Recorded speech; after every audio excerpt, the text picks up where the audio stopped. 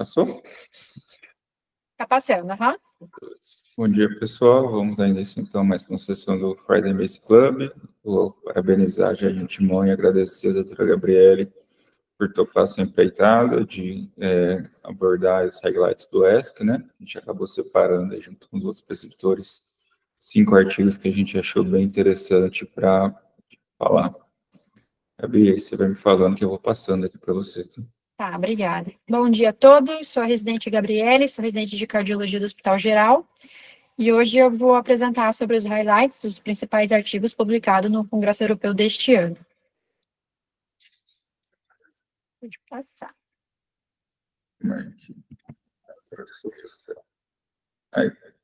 Então, o primeiro artigo é o Beta-DEM-Block, que é o estudo sobre o uso de beta-bloqueadores nos pacientes com infarto do miocárdio e após o infarto do miocárdio sem insuficiência cardíaca. Foi publicado agora em agosto desse ano. O objetivo desse estudo foi justamente avaliar se a terapia com beta-bloqueador oral a longo prazo reduziria aí a mortalidade e os eventos cardiovasculares maiores nos pacientes hospitalizados com infarto do miocárdio e que apresentavam aí uma fração de ejeção ventricular esquerda preservada ou então levemente reduzida. Foi um estudo prospectivo, randomizado, aberto, controlado e multicêntrico. Foi 25 centros na Dinamarca e 19 centros na Noruega. O período do estudo aí foi de outubro de 2018 a janeiro de 2024. Pode passar. O número de pacientes envolvidos nesse estudo foi de 5.574, sendo que 2.783 ficaram no grupo com o beta-bloqueador, né? 2.791 ficaram no grupo sem a medicação, sem o beta-bloqueador. E dos critérios de inclusão foram infarto recente, até 14 dias do evento, fração de ejeção maior que 40%, e no caso do estudo BETAMI, porque eram 2 estudos associados, o BETAMI e o DAM-BLOCK, né? No caso do BETAMI, incluía também os pacientes que fizeram revascularização coronariana. Nos casos de critérios de exclusão, foram fração de ejeção menor que 40, alguma outra indicação para o uso do beta-bloqueador, ou então até uma contraindicação ao beta-bloqueador. Pode passar. E qual beta-bloqueador era utilizado? Nesse estudo, eles deixaram a critério do médico assistente. A recomendação que eles davam era usar a dose máxima tolerada de metoprolol de ação prolongada, ou então bisoprolol, carvedilol ou nebivolol, até 14 dias após o evento agudo. Já os pacientes que faziam uso de algum beta-bloqueador antes do estudo e eram designados para o grupo que era para ficar sem o beta-bloqueador, eles orientavam o médico assistente a fazer uma redução gradual da medicação. E o acompanhamento desses pacientes foi em cerca de 3,5 anos, sendo que 6 meses após a randomização, eles entravam em contato com o paciente para ver qual a dose de beta-bloqueador ele estava usando, se o paciente tinha uma boa aderência à medicação, e se realmente aqueles pacientes que não estavam fazendo uso do beta-bloqueador, realmente estavam sem esse beta-bloqueador. Se alguém não colocou para eles tomarem do nada, assim, durante o estudo, né? Pode passar. Rapidinho, deixa eu só tentar mudar aqui, que fica aparecendo essa mensagem aqui embaixo. Tá.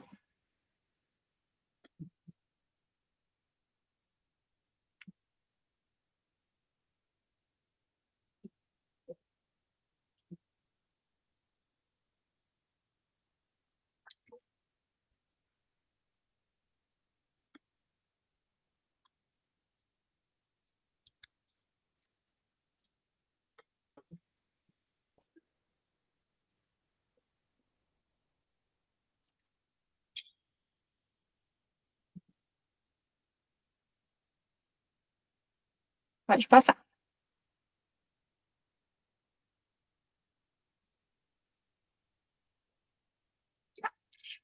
Sobre as características dos pacientes envolvidos nesse estudo. A gente pode ver que a média de idade dos pacientes foi de 63 anos, cerca de 20% eram pacientes mulheres, 40% eram hipertensos, 28% eram tabagistas, cerca de 47% O infarto com supra de ST foi o evento índice da internação desse paciente, e cerca de 84% dos pacientes tinham uma fração de ejeção pelo menos maior que 50%. Na alta hospitalar, esses pacientes, 95% recebeu aspirina, 88% recebeu inibidor de P2Y12 e 97% dos pacientes receberam estatinas. O estudo relatou que após o término, o beta-bloqueador mais utilizado pelos pacientes foi o metoprolol de ação prolongada, principalmente na dose de 50 miligramas, cerca de 94,5% dos pacientes. Uma dose acima de 50 miligramas só foi cerca de 4,5% dos pacientes. Em questão do acompanhamento ali dos 6 meses, a aderência dos pacientes foi bem grande. O grupo com beta-bloqueador, cerca de 88,6%, e o sem beta-bloqueador, 88,7%. E a dose mediana aí do beta-bloqueador permaneceu inalterada nesses 6 meses. Pode passar. Em relação aos desfechos analisados, o desfecho primário foi morte por qualquer causa ou evento cardiovascular importante, como um novo infarto, uma revascularização coronária não planejada, um AVC isquêmico, IC, arritmia ventricular maligna. Dos desfechos secundários, foi analisado cada componente do desfecho primário, a questão de hospitalização para implante de marca-passo, ou então até um bloqueio atrioventricular.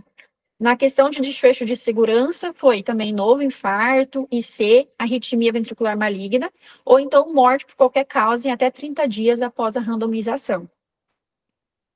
Então, nossa primeira tabela, que é a tabela de eventos de desfechos primários, a gente observa que o desfecho primário ocorreu em 16% dos pacientes que não estavam com beta-bloqueador e em cerca de 14% dos pacientes que estavam com o uso do beta-bloqueador. Então, a gente vê que é uma redução um pouquinho modesta. Já quando a gente analisa os desfechos secundários, o principal benefício dessa diminuição de desfecho primário foi a custas de redução de infarto do miocárdio. Cerca de 5% nos pacientes que faziam uso de beta-bloqueador e 6,7% nos pacientes que ficavam sem o beta-bloqueador.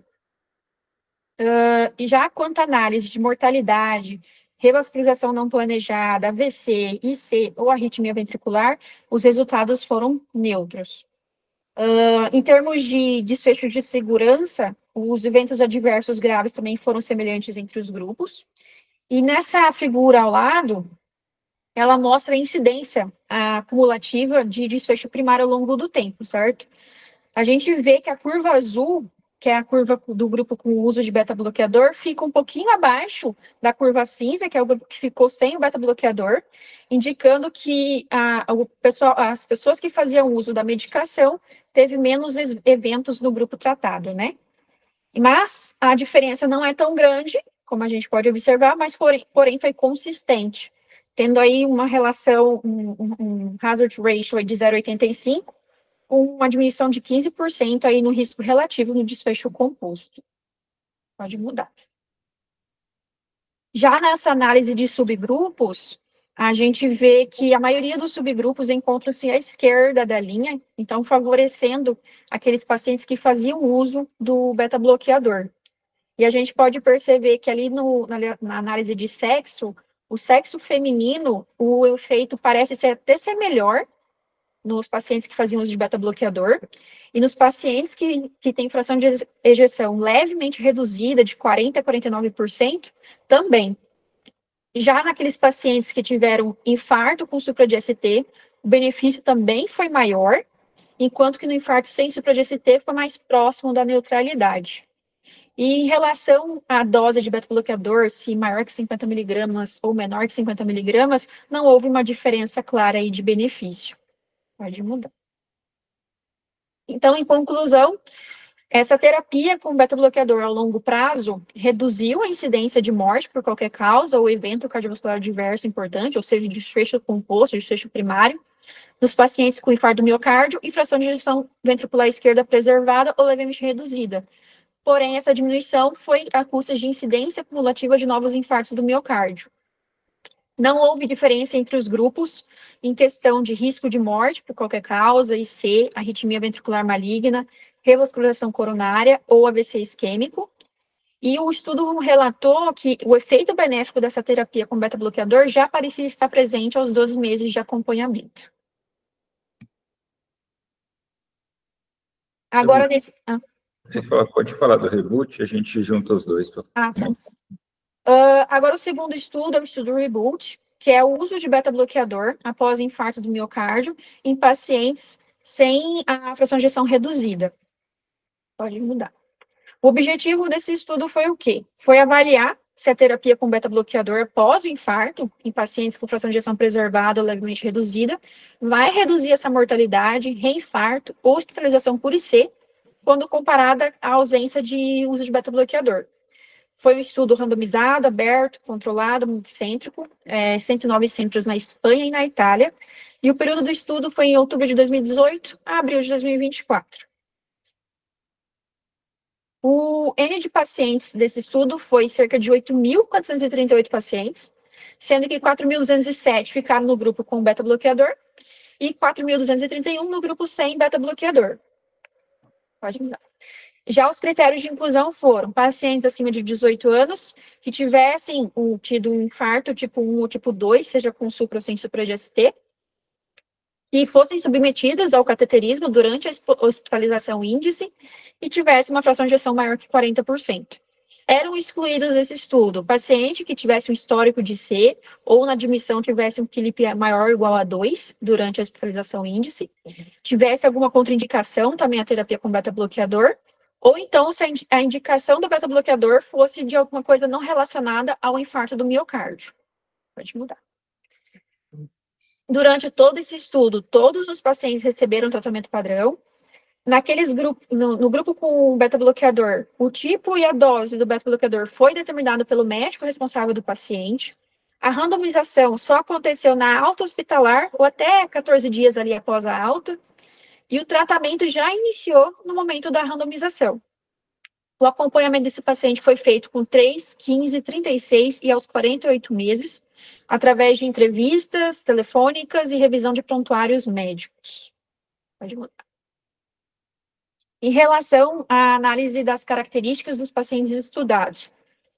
Nesse estudo, a idade média dos pacientes foi de 61 anos, cerca de 19% eram mulheres, 51% hipertensos e dislipidêmicos, 45% eram fumantes, 50% dos pacientes apresentavam infarto com supra no evento índice, 26% tinha doença arterial coronariana multiarterial, e o procedimento que foi feito com mais frequência foi a intervenção percutânea coronariana, de cerca de 92%, e os pacientes, cerca de 88% mais ou menos, tiveram revascularização completa.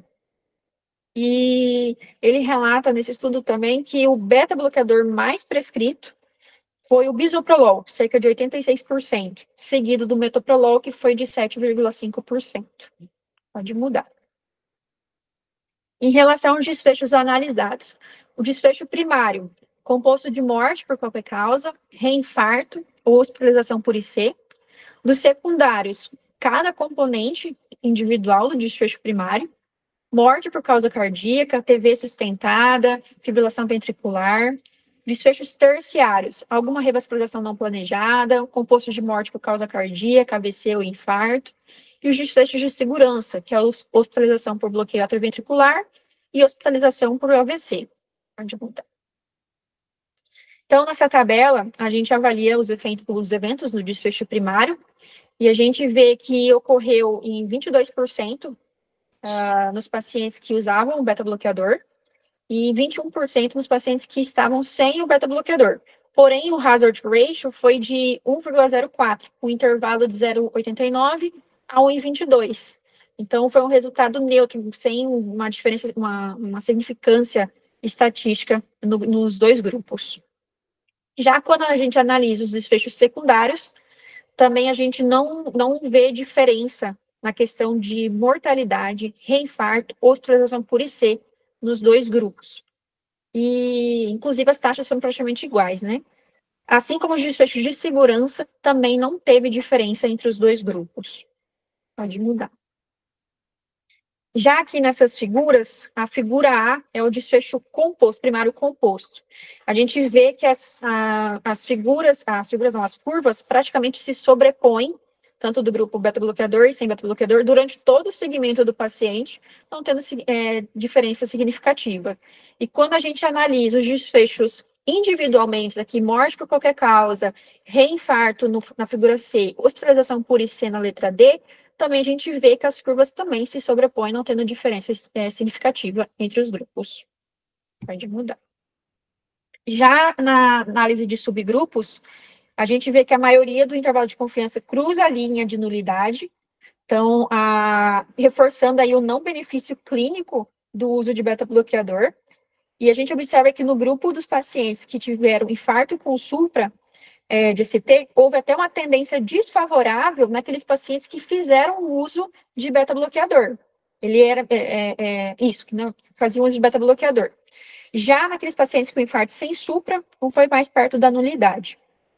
Em relação à análise de sexo, ali no sexo feminino, sugere até um possível prejuízo nas pacientes mulheres que podem fazer uso do beta-bloqueador. Né? Pode mudar o slide. Isso. Então, em conclusão, tratamento com beta-bloqueador não demonstrou evidência de efeito na incidência de morte por qualquer causa, reinfarto, hospitalização por IC, no desfecho primário composto, durante esse acompanhamento dos pacientes em 3,7 anos. Também não foi observada diferença entre os grupos para nenhum dos desfechos de eficácia secundários ou terciários, e, inclusive, como havia falado anteriormente, o uso de beta-bloqueador ficou associado a mais eventos de desfechos primários em mulheres e em pacientes com infarto com supra de ACT.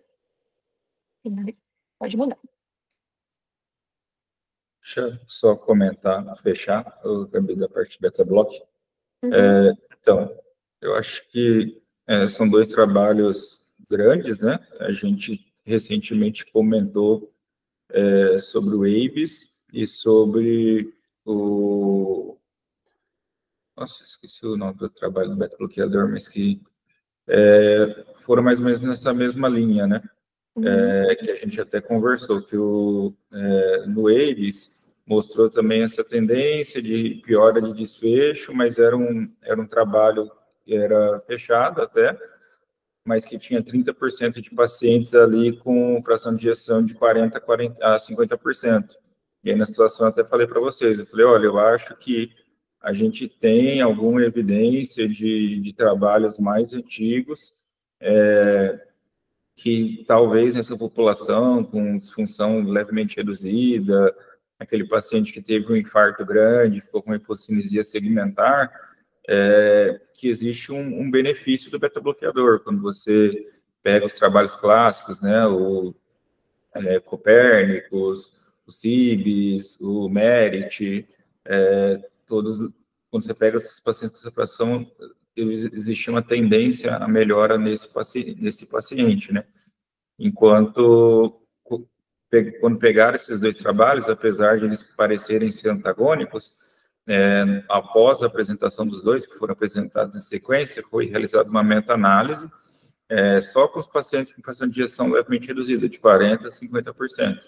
E aí, nessa população de quase 4.000, 5.000 pacientes, reforçou essa impressão que a gente já tinha, né, mas de uma era aí de pré-reperfusão, onde não tinha ainda angioplastia, era mais trombólise, essas coisas, que nesse contexto de fração de levemente reduzida, a gente segue a mesma tendência do paciente com fração de ejeção reduzida, entendeu?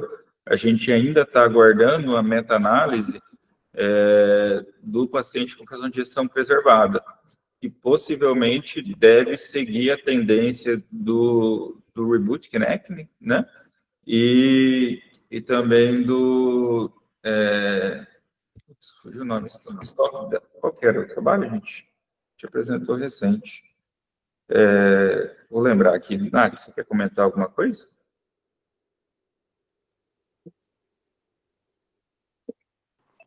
Por enquanto não, Juninho. Algum residente quer falar alguma coisa? Perguntar alguma coisa? Reduce a mic. foi aquele trabalho que a gente apresentou no começo, que era mais ou menos parecido com o Reboot, né, que era pacientes com fração de ejeção preservada e também não mostrou redução de desfecho, você manter o beta-bloqueador, mas era nesse contexto, né, paciente com infarto, com angioplastia precoce, em menos de 48 horas, sem fração de ejeção acima de 50%, sem disfunção segmentar. Então, assim, acho que para fechar, fração de ejeção reduzida todo mundo já sabia, pela IC teria que usar beta-bloqueador. Com essa meta-análise desses dois trabalhos, juntando com o ABES, a gente tem uma evidência mais robusta e que a fração de ejeção levemente reduzida também merece esse beta-bloqueador. E a tendência, né, a gente vai ter que aguardar a meta-análise aí, juntando o Reduce-MI com o Reboot, esses pacientes com fração de ejeção maior que 50%, mas é que talvez caia um pouco essa evidência de usar o beta-bloqueador no contexto do paciente sem disfunção segmentar e sem disfunção global. Pode passar, Gabi. Então, o terceiro estudo é o uso da digitoxina em pacientes com insuficiência cardíaca de fração de ejeção reduzida. Pode mudar?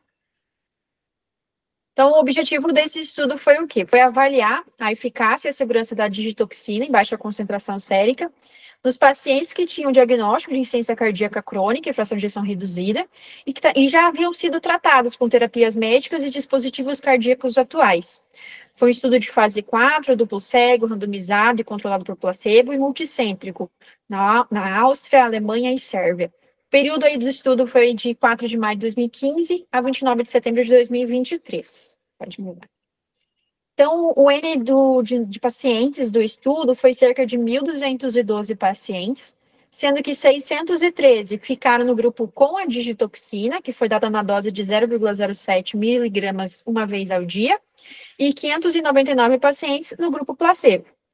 Já a questão de critérios de inclusão foi pacientes acima de 18 anos, que tivessem uma fração de ejeção menor ou igual a 40%, sintomático, com uma classe funcional NIRA 3 ou 4, ou pacientes com fração de ejeção menor ou igual a 30, com uma classe funcional NIRA 2, e que estivesse, claro, com terapia baseada em evidências para IC por pelo menos 6 meses. Os critérios de exclusão foram cirurgia cardíaca programada, cor pulmonar, miocardite ativa, cardiopatia congênita, uma frequência menor que 60, a gravidez e lactação, e hepatopatia e nefropatia concomitantes. Pode mudar. Durante esse estudo, todos os pacientes receberam tratamento padrão para IC, de acordo com as diretrizes atuais. O ajuste da dose da digitoxina era baseado na concentração sérica alvo, e o acompanhamento durou 36 meses, uma duração do tratamento mais ou menos de cerca de 18 meses. Em relação à análise das características dos pacientes estudados, a idade média dos pacientes era de 66 anos, cerca de 20% eram mulheres, a maioria dos pacientes apresentavam uma classificação funcional NIRA 3 a 4, a fração de ejeção média dos pacientes era de 29%, a taxa de filtração glomerular dos pacientes era de 65%, cerca de 36% dos pacientes fazia uso já do IECA, 18% dos pacientes já faziam uso do bloqueador de renina-angiotensina, cerca de 96% dos pacientes faziam uso de beta-bloqueador, 76% de antagonistas receptores mineralocorticoides, 19% inibidores de SGLT2, e 64% dos pacientes já tinham cardiodesfibrilador, ou então 25% dos pacientes já tinham ressincronizador. Pode mudar. Em relação aos desfechos analisados, os desfechos primários foi composto de morte por qualquer causa, ou internação hospitalar por agravamento da insuficiência cardíaca, o que ocorresse primeiro. Os desfechos secundários, também morte por qualquer causa, composto de morte e hospitalização por insuficiência cardíaca, morte por causa cardiovascular, ou também por não cardiovascular, morte súbita, hospitalização por qualquer causa. E os desfechos de segurança eram concentrações séricas da digitoxina e eventos adversos da medicação. Pode mudar. Então, nessa tabela, a gente vê a avaliação dos desfechos. Lembrando que o desfecho primário foi morte por qualquer causa ou primeira hospitalização por IC. A gente observa que 44% dos pacientes que estavam no grupo sem a medicação, esse desfecho primário aconteceu, enquanto que no grupo que recebeu a medicação, a digitoxina, somente aconteceu em 39% dos pacientes. Então, teve uma redução relativa aí de pelo menos 18% do risco. E aí, só que quando a gente analisa os desfechos isoladamente, ali a morte por qualquer causa, desfecho primário ali, e primeira hospitalização por IC, a gente não observa uma diferença significativa. Então, o que a gente observa é que o benefício vem do composto, do desfecho composto, e não do desfecho isolado. Já quando a gente analisa os desfechos secundários, não houve impacto consistente ali nas mortes por doenças cardiovasculares, morte súbita ou hospitalizações não cardíacas. Pode mudar. Dos eventos adversos graves, no grupo de digitoxina aconteceu em apenas 29% dos pacientes, cerca de 4,7%. No grupo placebo, 17 pacientes, 2,8%. E desses eventos adversos graves, o mais predominante foi distúrbios cardíacos, em 21% no grupo de digitoxina, ou 21 pacientes, desculpa, 3,4%. E 11 pacientes no grupo placebo, de 1,8%. Pode mudar.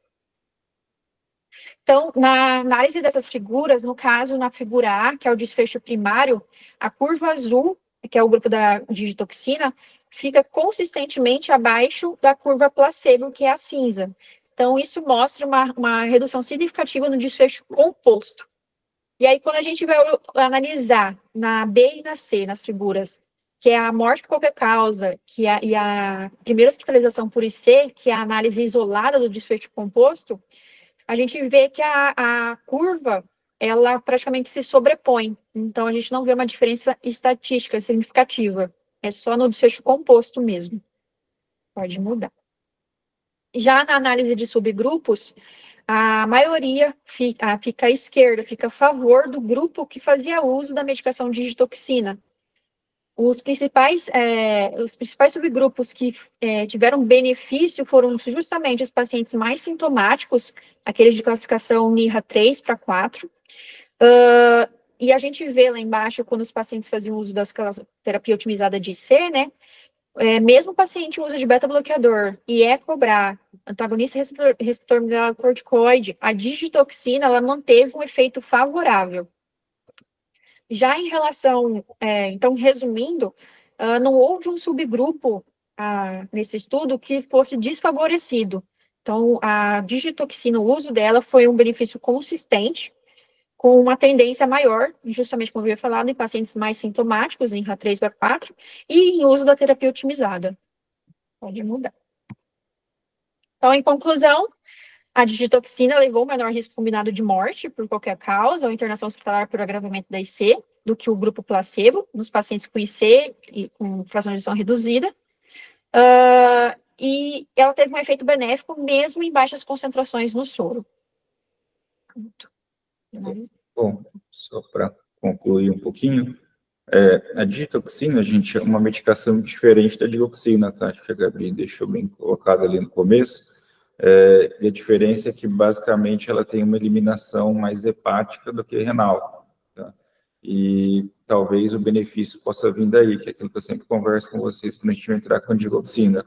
O paciente com disfunção renal é o que intoxica mais fácil, tá? A digitoxina, Gabi, se eu não me engano, pelo que eu li, a dosagem sérica dela vai de 8 a 18, ela tem um limiar bem maior, de 0,5 a 0,9, se eu não me engano, é digoxina, tá? E aí, qual que é a coisa interessante? Apesar de não ser uma medicação que tem a exposição aqui, é uma medicação que era barata, né, quando eu tinha aqui, e mesmo em terapia quádrupla, ela mostrou uma tendência de benefício aí de desfecho composto, tá? O que a gente tem que pensar só de alertar para vocês nesse trabalho? Parece, nossa, lindo, vou começar a passar dioxina para todo mundo com IC. Primeiro, como eu falei, a eliminação de uma hepática e outra renal, então a gente não tem uma evidência tão robusta para a dioxina. Segundo, o limiar sérico da digoxina é muito menor que o da digitoxina. Terceiro, Aqui na MECOR, eu sei que no Santa Rosa a gente até tem a digoxinemia, geralmente demora uma semana para o resultado ficar pronto. No HG a gente não tem digoxinemia, então o trabalho foi feito se guiando pela dosagem séria de cada droga. Quarto e talvez o mais importante, foi um estudo que foi feito aí durante a pandemia, e eles tiveram dificuldade em recrutar, né? Eu pedi para a Gabi ser mais simplista aí na questão de análise e tal, mas eles programaram, se eu não me engano, juntar 1.200 pacientes em cada grupo e ter 900 eventos. Eles não conseguiram recrutar esse tanto de paciente e não conseguiram ter 900 eventos. Então, assim, na verdade, ele foi um estudo underpower. Vocês viram ali que ele até atingiu significância estatística, mas é aquela trave que a gente fala, né? Teria que ser abaixo de 0,04, ele veio 0,03, entendeu? E o que eu acho que dá para a gente levar de importância clínica? Eu acho que, assim, no contexto que a gente tinha o DIG Trial de 95, onde estava começando a usar IECA, Malemar estava usando o beta-bloqueador, e na época foi um trabalho neutro, mas quando eu falo para vocês, eu sempre bato em cima da análise pós-ROC dos pacientes com a dosagem sérica da dioxina na faixa, né, de 0,5 a 0,9, mostrando essa mesma tendência à redução de desfecho composto às custas de hospitalização, entendeu? Então, assim, vocês não vão deixar de iniciar o quarteto, de otimizar o quarteto, para começar uma digoxina, mas quando vocês olham naquela análise de subgrupo, naquele paciente que está mais sintomático, como a Gabi falou, classe 3, classe 4, eu acho que reforça aí a indicação que já está na nossa diretriz, uma indicação 2A, naquele paciente que está com terapia quádrupla otimizada, que está com uma frequência cardíaca acima de 75, né? Que é naquela análise subgrupo, principalmente se o paciente tiver FA, e aparentemente o paciente que era mais hipertenso, acima de 120 de sistólica, também se beneficiava mais. Então, assim, é uma coisa a se comemorar, mas com todas essas ressalvas, de ter sido um trabalho underpower, de não ter sido um trabalho com digoxina, que a gente tem aqui à disposição, e que caso vocês prefiram usar drogas, sempre tentar se guiar para essa dosagem sérica de 0,5 a 0,9. Nath, quer comentar alguma coisa? Ainda não. Algum residente quer perguntar alguma coisa sobre esse trabalho?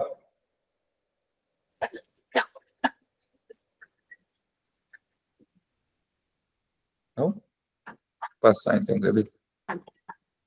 O quarto estudo a ser apresentado é um estudo brasileiro, e foi publicado agora no Congresso Europeu, que é justamente a suspensão precoce de aspirina após intervenção percutânea em pacientes com síndrome coronariana aguda. Então, o objetivo desse estudo foi avaliar se a monoterapia, o inibidor potente de P2Y12, iniciada imediatamente após a intervenção percutânea bem-sucedida nos pacientes com síndrome coronariana aguda, é não inferior à terapia antiplaquetária dupla, com um AS inibidor potente do P2Y12, quanto a eventos isquêmicos e também se reduz sangramentos. Foi um estudo aberto, randomizado, iniciado pelo investigador, com julgamento cego de desfechos e multicêntrico, cerca de 50 centros no Brasil. O período do estudo foi de outubro de 2020 a outubro de 2023. O N de pacientes que participaram desse estudo foi de 3.410, cerca de 1.712 ficaram no grupo com monoterapia com inibidor de potente, né, de P2Y12, e 1.698 pacientes ficaram no grupo que receberam a terapia antiplaquetária dupla. Pode contar. Os critérios de inclusão foram ter acima de 18 anos, ter tido a síndrome coronariana aguda, seja infarto com supra, sem supra, uma angina instável. A intervenção percutânea tinha que ser bem sucedida, com pelo menos um stent farmacológico até o 4º dia da internação. Caso o paciente tivesse indicação de intervenção estagiada, para ele entrar no estudo, a conclusão de todos os procedimentos tinha que ocorrer dentro dos períodos de 4 dias da hospitalização. Já dos critérios de exclusão, se o paciente tivesse um uso planejado de dupla antiagregação menor que 2 meses, era excluído do estudo. Se houvesse lesões residuais que justificassem uma nova intervenção nos próximos 12 meses, se o paciente tinha uma indicação aí de usar anticoagulação oral, ou estivesse no momento com sangramento maior ativo ou recente, tivesse tido no mês anterior à randomização um AVC isquêmico ou um histórico de hemorragia intracraniana. Pode mudar. Então, na admissão hospitalar, os pacientes recebiam os agentes antiplaquetários de acordo com as práticas locais dos centros. E aí, quando ocorria a randomização, eles eram divididos em 2 grupos. O grupo que era suspenso à aspirina e começada a administração de um inibidor potente de P2Y12 isoladamente, ou seja, monoterapia. E o outro grupo era o grupo que ficava com a dupla de agregação, que era a aspirina de 81 a 100 mg dia e o inibidor potente de P2Y12 por 12 meses. Pode mudar. Caso o paciente não estivesse recebendo nenhum inibidor de P2Y12 ou estivesse fazendo uso de clopidogrel, aí era feita a dose de ataque de prasugrel ou ticagrelor, que são os inibidores potentes de P2Y12. O acompanhamento foi feito através de visitas presenciais no primeiro mês, 6 meses, 12 meses após a randomização, e também através de contato telefônico em 3, 9 e 13 meses. Pode mudar. Em relação à análise das características dos pacientes estudados, a idade média dos pacientes foi cerca de 59 anos, 29% eram do sexo feminino, 27% dos pacientes eram diabéticos, cerca de 62% dos pacientes apresentaram um infarto com supra de ST na admissão hospitalar, e cerca de 19,8% dos pacientes apresentavam um alto risco de sangramento. 43,9% dos pacientes tinham uma doença coronariana multiarterial. E o estudo fala que após a randomização, o inibidor de P2Y12 potente mais utilizado foi o prasugrel, seguido do prasugrel com 69% e o ticagrelor com cerca de 28%. Pode mudar. Em relação aos desfechos analisados, foi desfecho primário, composto de morte por qualquer causa, infarto, AVC ou revascularização urgente do vaso-alvo, ou sangramento maior, ou então clinicamente relevante. Dos secundários, podia também ser morte por qualquer causa, morte por causa cardiovascular ou não cardiovascular, morte súbita em 30 dias, infarto, AVC e trombose de stent, e também evento hemorrágico. E efeitos adversos, pode mudar. Então, nessa tabela aqui de desfechos primários, a gente observa que ocorreu em 7% dos pacientes que faziam uso da monoterapia e cerca de 5,5% dos pacientes que estavam em uso da dupla antiagregação plaquetária, porém com hazard ratio de 1,28, com intervalo de confiança de 0,96 a 1,68, mostrando então que monoterapia ela não conseguiu provar a não inferioridade em relação à dupla terapia. Já em relação à análise de sangramentos maiores ou clinicamente relevantes, aconteceu em 2% dos pacientes que faziam uso da monoterapia, contra 4,9% dos pacientes que estavam com a dupla antiagregação, com hazard ratio de 0,40 e um intervalo de 0,26 a 0,59. Ou seja, a retirada do AS reduziu aí cerca de um risco relativo de até 60% o risco de sangramento nesses pacientes. Em relação a desfechos secundários, não houve diferença significativa em mortalidade, em infarto, em AVC isolado entre os grupos. Mas o que chama atenção ali um pouco é a questão da taxa de trombose de stent, justamente na monoterapia. 12 pacientes tiveram trombose de stent no grupo monoterapia, cerca de 0,7%, enquanto nos pacientes que usaram a dupla terapia, somente 4 pacientes tiveram trombose de stent, cerca de 0,2% do caso. Pode mudar. Já que nessas figuras, a figura A envolve os desfechos isquêmicos, que é morte, infarto, AVC ou revascularização urgente do vaso-alvo.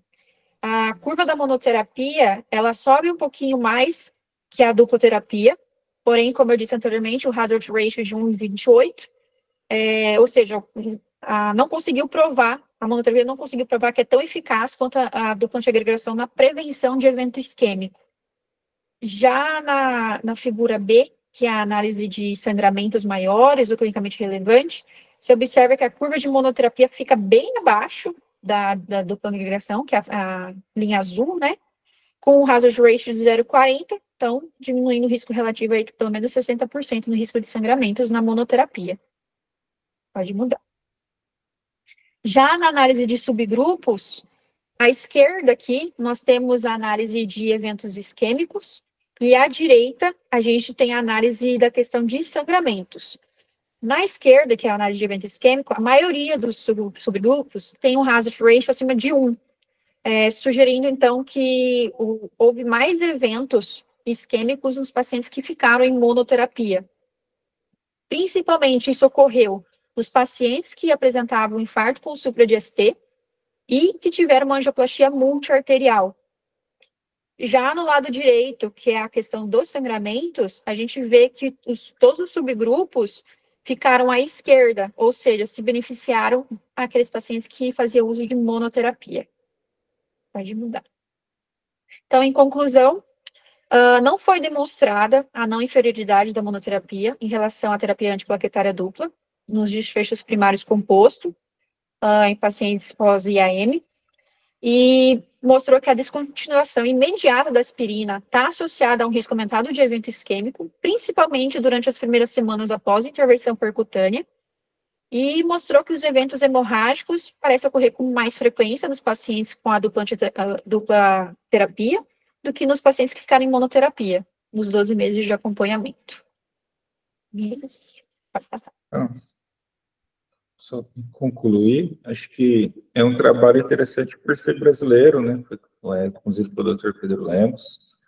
E assim, vem nessa esteira que há muito tempo, todo o congresso, a gente vem discutindo sobre encurtar tempo de DAPT, né?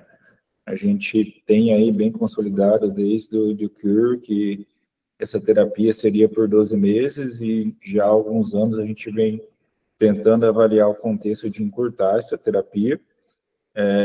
Foi um trabalho que não foi não inferior, então, nesses pacientes de alto risco, encurtar a dupla terapia não parece ser um bom caminho, né? Só que a gente pode elencar aí, teve alguns outros trabalhos, né, o Dual ICS e acho que é o PCI, que aí testaram pacientes com mais baixo risco, né? Tipo, infarto com artéria, com baixo risco de sangramento, e que ali testaram por período de 1 mês nesse paciente de baixo risco e testaram em 3 meses um paciente um pouco mais alto risco, e já atingiram essa não inferioridade, né? Então, assim, cabe cada vez mais a gente, como clínico, tentar encaixar o nosso paciente nesses contextos, né? Se é um paciente de alto risco, como o do Neo Mindset, não parece ter benefício em encurtar essa terapia, né? Esperar aí pelo menos 3, idealmente 6 meses. Agora, se for um paciente de baixo risco, e eventualmente tiver que fazer algum procedimento, tiver um alto risco de sangramento, algo nesse sentido, talvez a gente possa se guiar por esses outros trabalhos que conseguiram encurtar essa monoterapia sem um risco mais significativo aí de eventos isquêmicos, né? Nath, quer ter algum comentário? Ainda não. Algum residente quer fazer algum questionamento, gente?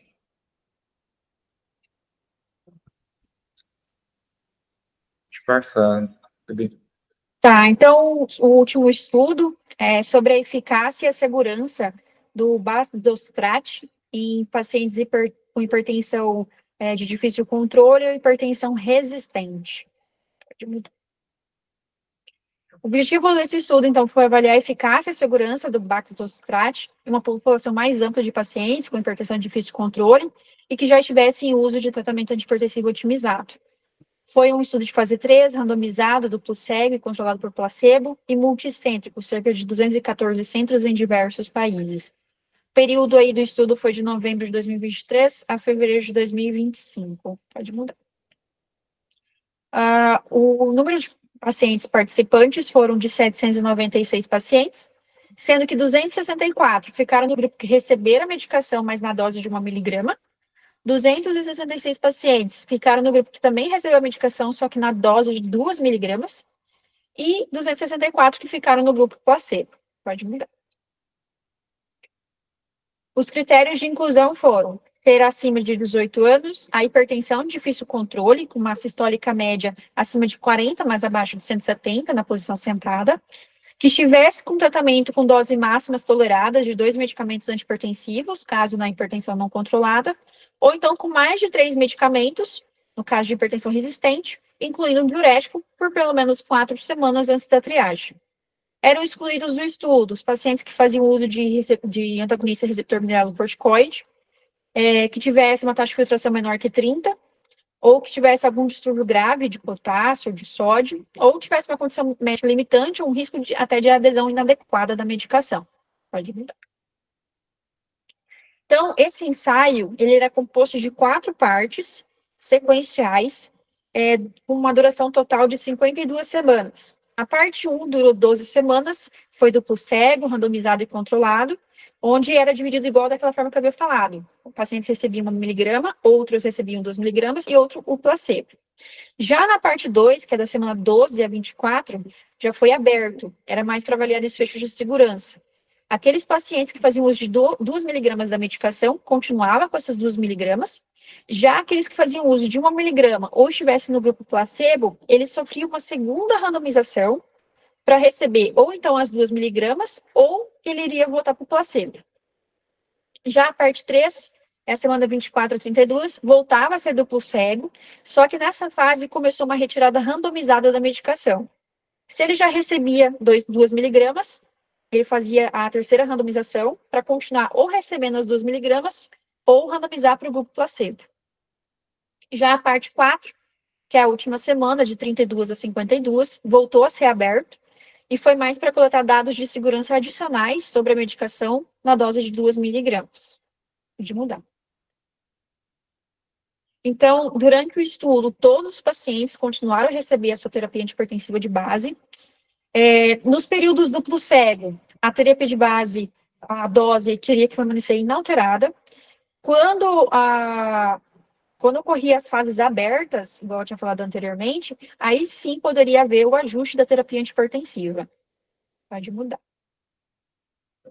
O acompanhamento era visita mensal, era aferida a PA na posição sentada, era visto a lista de medicamentos, se o paciente tinha efeitos adversos, eram dosados a função renal, sódio, aldosterona, atividade da renina plasmática, juntamente com dosados os níveis de Baxdrostat. E cerca de 95% dos pacientes aderiram ao regime de tratamento nesse acompanhamento.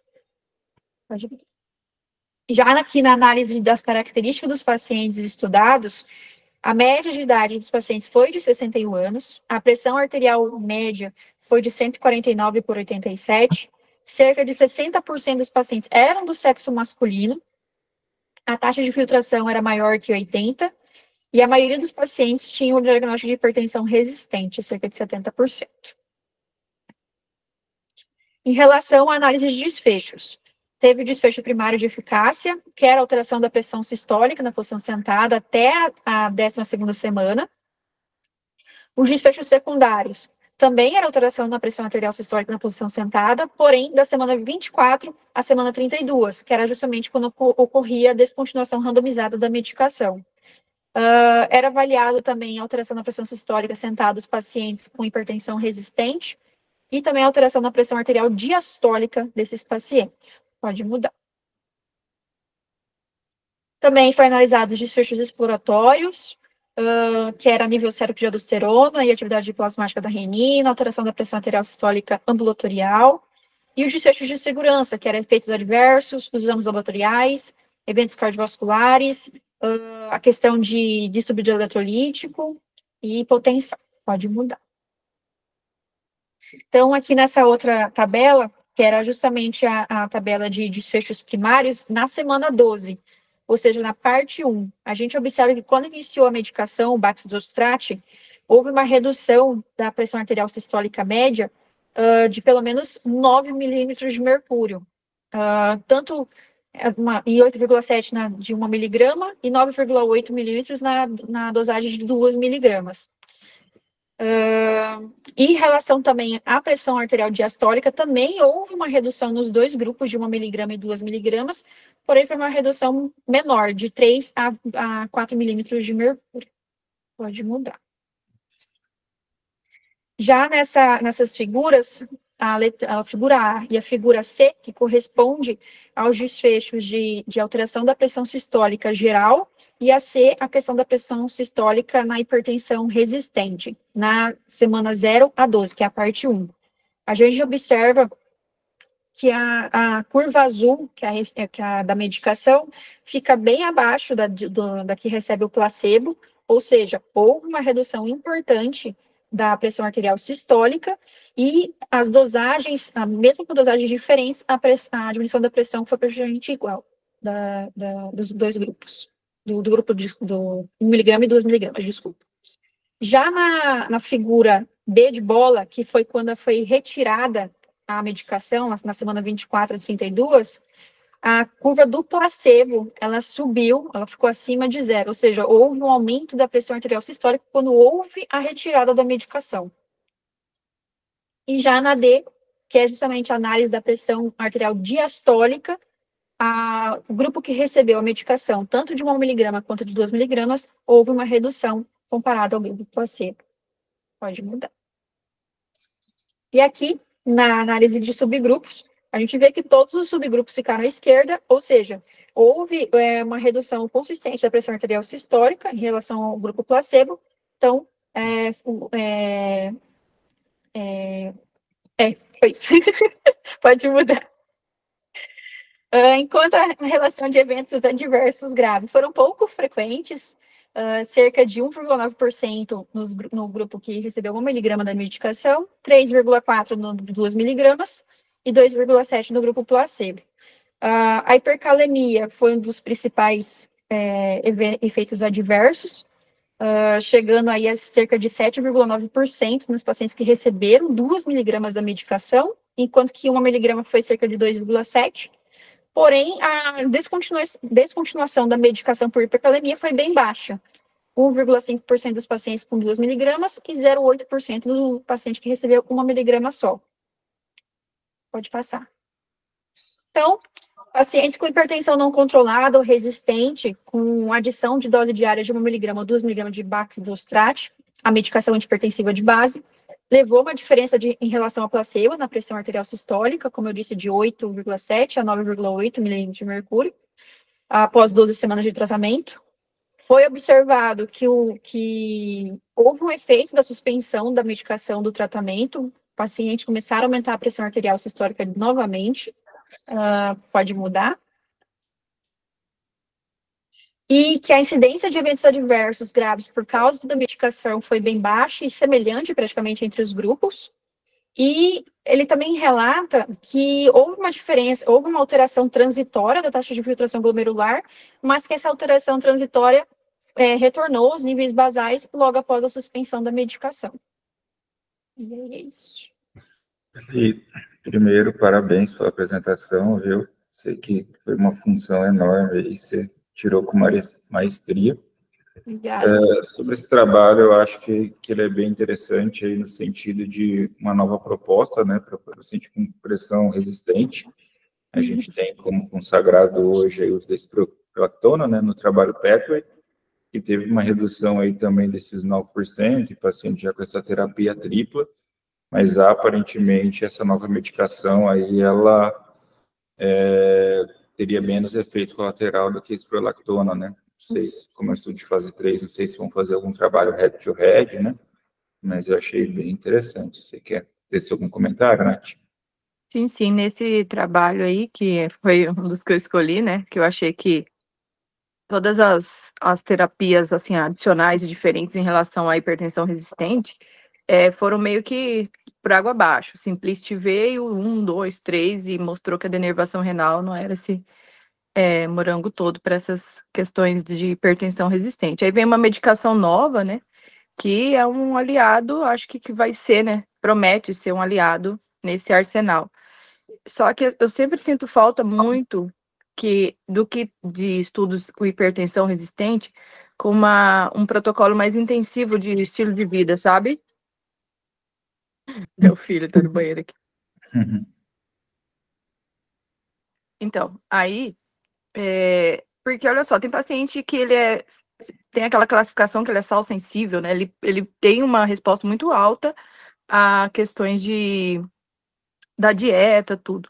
Então, classificar esse paciente como resistente sem analisar somente, aliado com isso, o estilo de vida, a alimentação, às vezes você coloca num bolo um paciente que nem iria para esse polo de hipertensão resistente, se bem manejado a parte de MEV dele. Porque hoje, o último estudo que eu vi de diabetes tipo 2, eles já conseguiram fazer a remissão de pacientes com protocolos intensivos de medicina de estilo de vida. Então, acho que se a gente talvez fizer um protocolo intensivo de medicina de estilo de vida, lógico que com medicação, a gente consegue talvez, se o paciente usa 5 classes de antihipertensivo, reduzir esse paciente muitas vezes para 2, 3 classes. Esse estudo, assim, nunca foi feito, né, na cardiologia ainda, né? Eu acho que deveria fazer.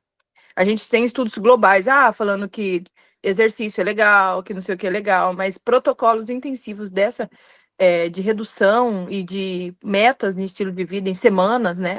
Redução de peso, controle do sal, etc., não tem para comparar. Então, nesse contexto de não ter esse trabalho, eu penso que ter mais um aliado para trabalhar hipertensão resistente é sempre muito bom. Já que a espironolactona tem seus vieses, né, da hipercalemia, esse parece também que vai ter, né? Parece que vai ser dependendo da dose, mas hoje nós já temos aí, sem fazer propaganda, o Lokelma, que talvez vai balancear essas medicações e vai permitir que a gente use mais. Mas, enfim, eu acho que estudos promissores com medicações antihipertensivas, eu acho legal que está surgindo para ter opções, mas acho que faltaria mais de um protocolo intensivo de MEV junto com essas outras medicações para classificar. Sempre falo no consultório com os pacientes, né? Tipo, o brasileiro, ele consome em média 17 gramas de sal por dia, né?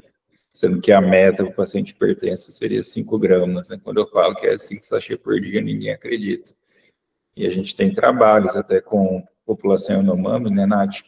Que são populações indígenas que não comem sal e não tem paciente que eles não hipertenso são deles. aculturados, né? Eles não têm, na vida deles, eles não encontram a hipertensão em nenhum momento. Você vai ver a taxa deles, o gráfico dele de índice de hipertensão, todos com a pressão de 110, 109 ali, sabe? Porque não tem a influência da cultura nossa, que é muito de sal, ultraprocessado, etc. É bem isso mesmo. Perfeito. Algum residente quer fazer algum questionamento? É isso, Gabi, parabéns mais uma vez, viu? Você mandou muito bem. Desculpa aí se não ajudei muito na passagem dos slides. Tranquilo, professor. Bom final de semana. A gente, semana que vem, a Geo vai apresentar 2 trabalhos também. Eu mando depois no grupo. Tá. Beleza, bom final de semana. Parabéns, Gabi, foi excelente, viu? Obrigada, prof.